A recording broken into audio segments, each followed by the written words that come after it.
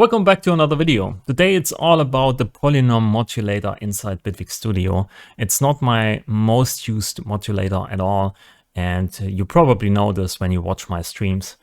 But nonetheless, it's an interesting modulator and it's versatile and you can do some interesting stuff with it. And I want to show you some examples for inspiration, and to maybe lead you to new paths to sound design or for sound design in Bitwig Studio.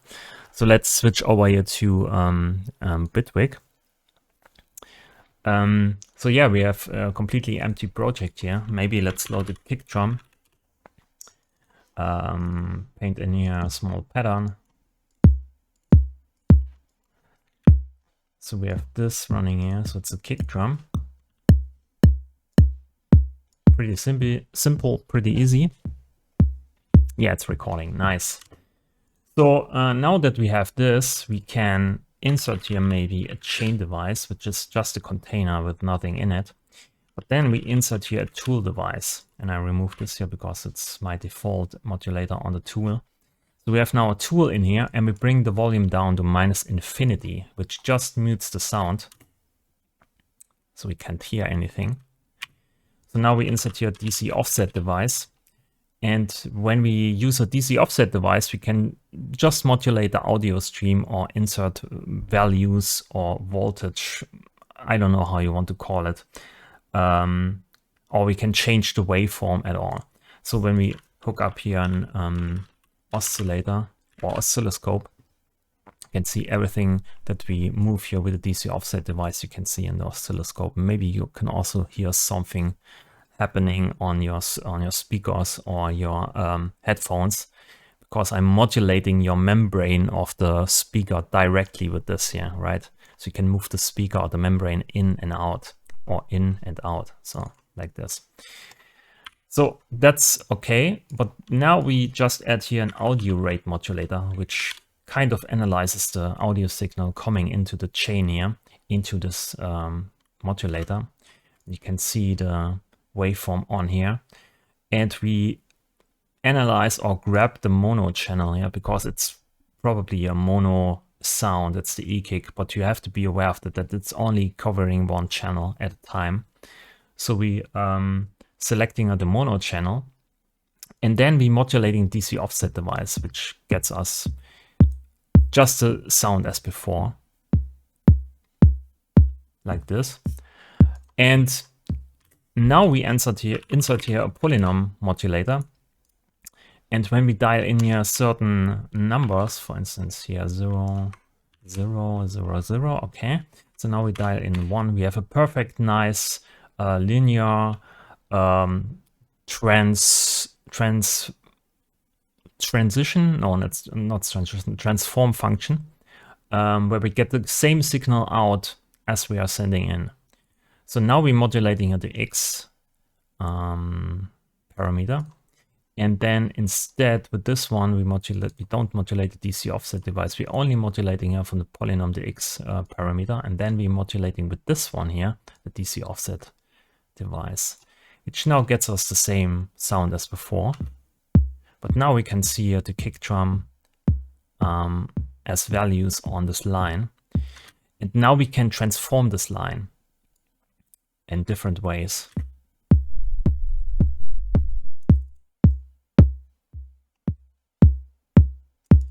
So it's more like it's kind of a wave shaper.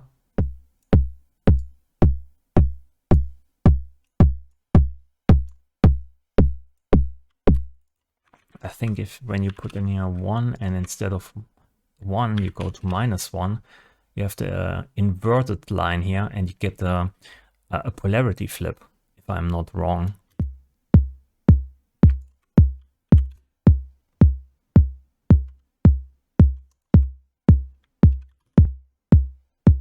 Maybe we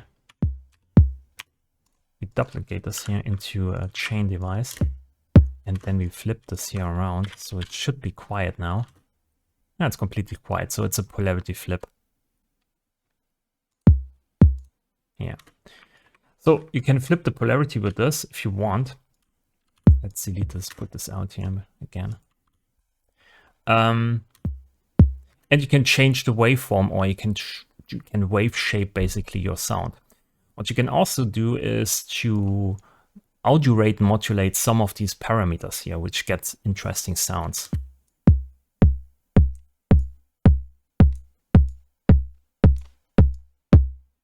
So you can create some overtones to simple sounds or sine wavy sounds if you want. It's a nice way of adding distortion, or unique distortion, which is more important, to have some devices that are unique to your own sound. Or at least that's what most people search for, right? Your own unique sound. So you can design your own wave shaper, or come up with some nice patchings for distorting the sound. Also interesting, instead of using here the same audio rate modulator for modulating all these parameters here, you can also switch for, or go for LFO, which has also here audio rate speeds, kilohertz for instance, and then modulate some parameters here.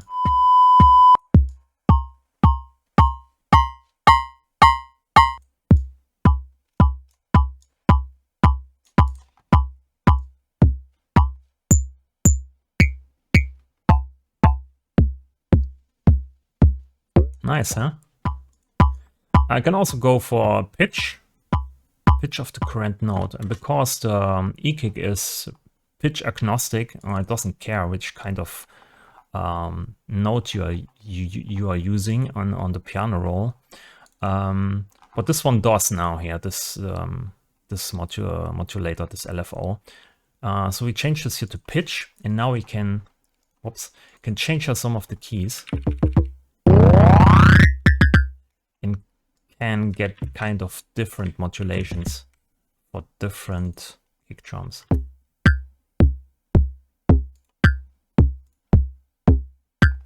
You can change the overtones to some of your kicks by changing the pitch, because now this LFO here is changing the modulation speed with the notes. Okay, so that's pretty fine. The e-kick is mono, so we have basically only one channel we need to care for. But what if we use actually some stereo sounds? So this is also no problem. Can here maybe exchange the e-kick for a polysynth. Dial in your unison, so we have a nice stereo spread. So we kind of create a pad sound or something like this. I don't know. Let me turn this up here. Maybe use a reverb. Dial in here some sounds. Make this a bit longer.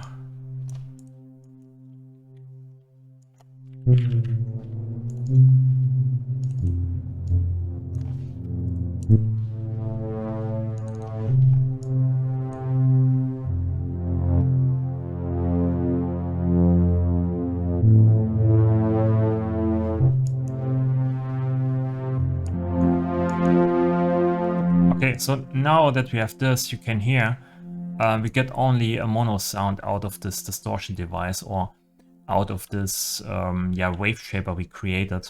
When we remove this here, you can instantly hear how the signal becomes wider.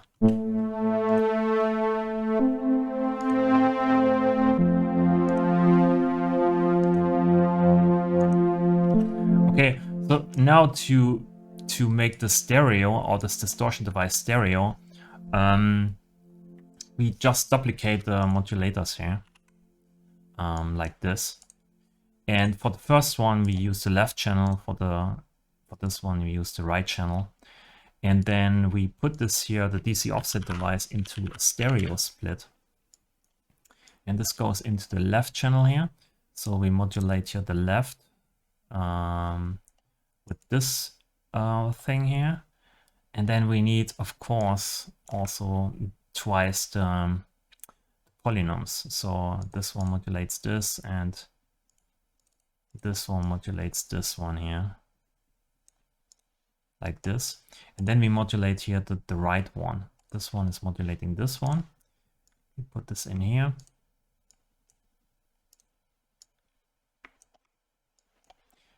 this one is modulating this device. Let's see.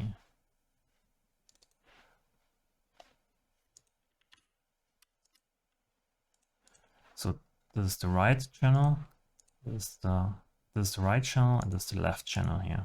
Okay, so now we have it, finally. And then we have just one LFO modulating both of these polynomials, right? So now let's try this.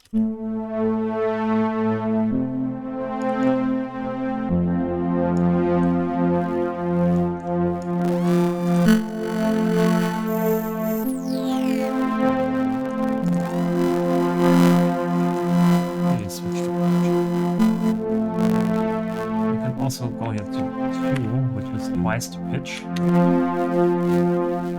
or 1 octave higher.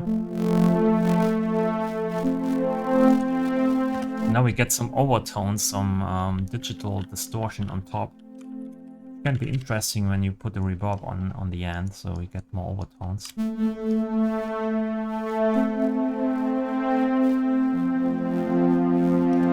Maybe modulate your more of these.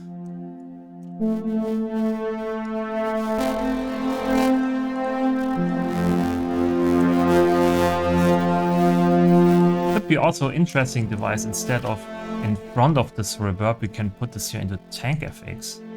This could be also interesting.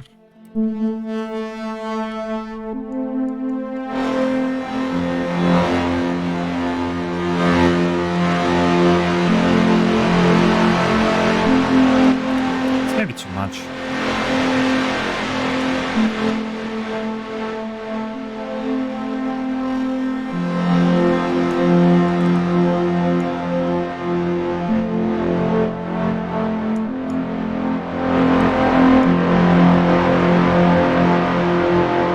So you have some distortion or a device in the tank FX that adds some overtones to your sound in the pre-reverb stage, which can be nice. Maybe not always what you want, but you have the option and you have the possibility to do it. I'm just here to inspire you, or I'm trying to inspire you.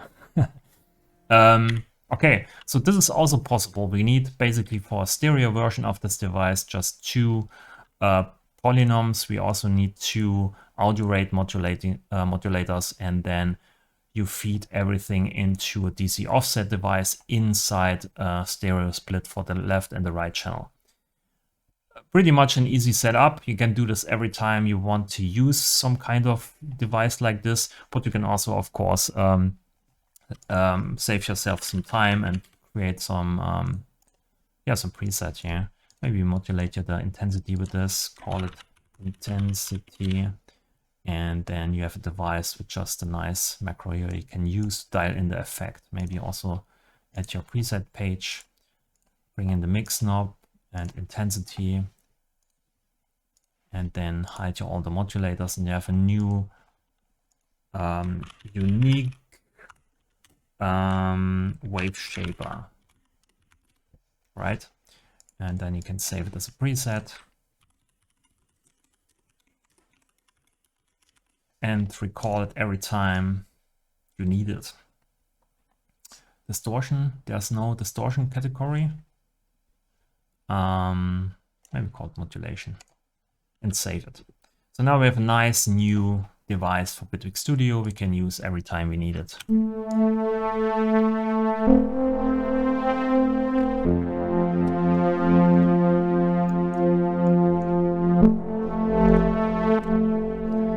So that's just one use case, of course, of the Polynom inside Bitwig Studio, but for me it's probably the most interesting setup to use it with at audio rate speeds to create overtones and nice harmonics, distortion, and so on. And yeah, you can of course use this with much lower frequencies to change the modulation or some modulation values over time in a nice curvy way. So it's an interesting modulator. I probably use it more often than in the future, try out some new patches. Maybe I release some presets in the future, I don't know. But for this video, I want to give you some inspiration, some tips, what you can do with it. Maybe try it out for yourself. Maybe you come up with much better ideas than I am in this short video. So keep me updated. and have some fun. If you liked the video, then please leave a like, subscribe to the channel. Thanks for watching, and I see you in the next one. Bye.